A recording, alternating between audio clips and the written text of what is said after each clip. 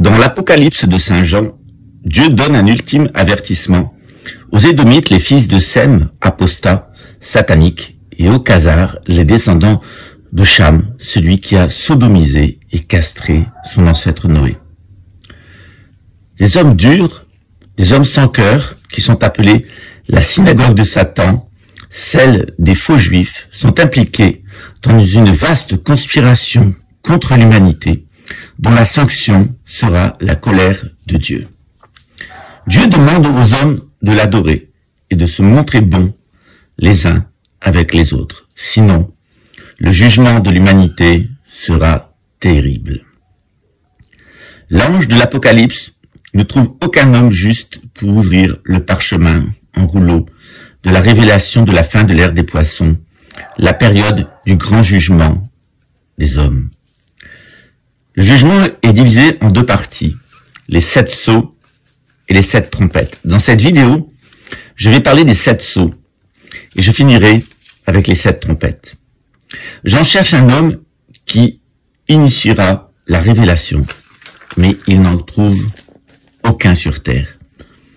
L'apôtre Jean se met alors à pleurer, car aucun homme n'est considéré comme digne. Mais un des 24 vieillards indique que Jésus, l'agneau de Dieu, lui en est digne. Et alors que Jésus apparaît, les 24 vieillards s'inclinent. Jésus brise alors un à un les 7 sceaux, révélant le jugement divin sur la terre. Dans mon cours de gnose chrétienne, je vous invite à découvrir ces 7 sceaux et ce qu'ils signifient. Le premier sceau est l'esprit du mensonge. Il annonce la venue de l'Antéchrist en la personne de Harry Windsor.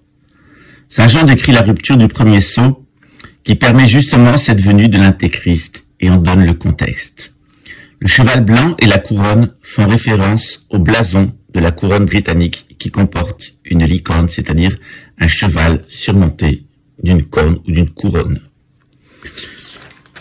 Cet empire, ce règne de Harry sera un règne puissant et se manifestera tout d'abord à la fin des temps en Orient pour promouvoir faussement la paix dans le monde. Et on se souvient que Harry est le créateur des Jeux interarmés de Wuhan, où est apparue en 2019 la crise du coronavirus, un virus fabriqué artificiellement à Fort Detrick aux États-Unis.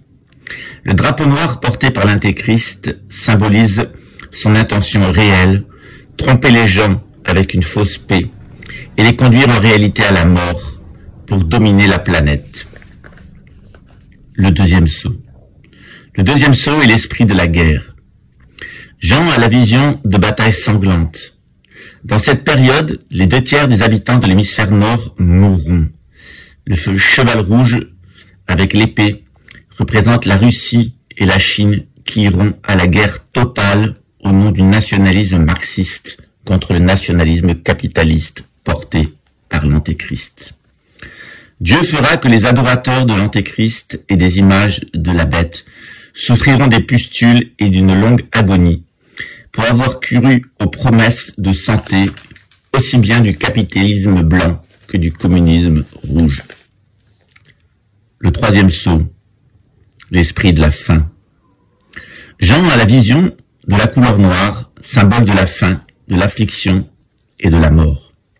Le cavalier noir détient une balance de commerçants et annonce une crise économique et de pénurie alimentaire.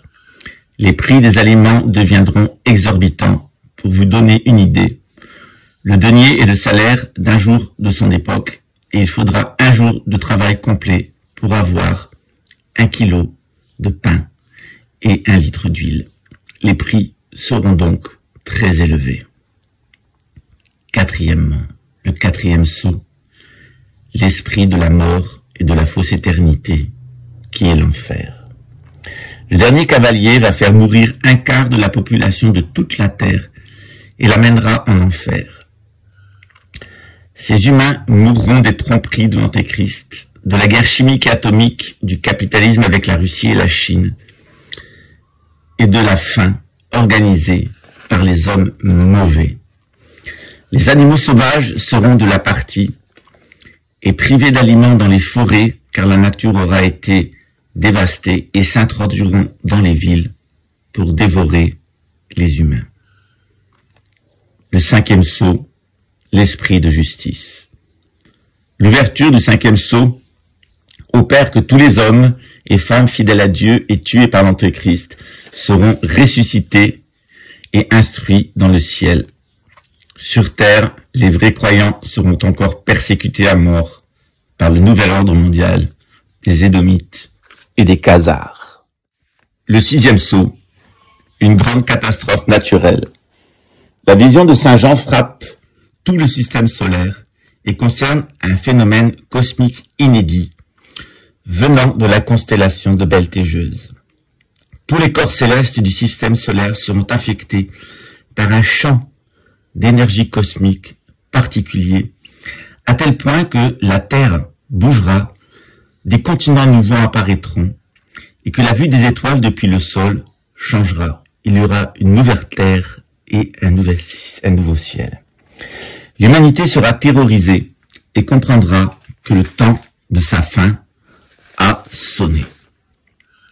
Saint Jean manque de mots tellement les images qu'il perçoit sont horribles.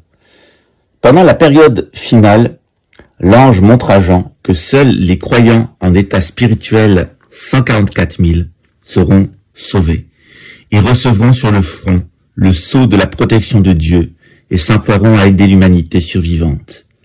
À la fin des temps, les conversions seront massives et on ira à la traque aux scientifiques en blouse blanche, aux agents du système bancaire et aux violents militaires et policiers qui auront profité du chaos pour imposer leurs lois. Le 7e sceau, le son des 7 trompettes. Si les 6 premières aventures, si les 6 premières ouvertures des sceaux laissent Saint Jean en état de stupeur, le 7e sceau le terrorise tellement ses visions sont dantesques. Dieu frappera l'humanité par la nature pour sanctionner son erreur et son égoïsme. Ce sera la dernière occasion pour l'humanité de se repentir, et si elle ne le fait pas, elle pourrait disparaître. Alors serez-vous du nombre de ceux qui se repentissent, ou allez-vous continuer à mentir, à voler les pauvres et à les tuer? C'est la question que je vous pose, et pour y répondre, eh bien, je vous invite à vous inscrire à mon cours de gnose chrétienne qui commencera le premier dimanche de décembre. À très bientôt.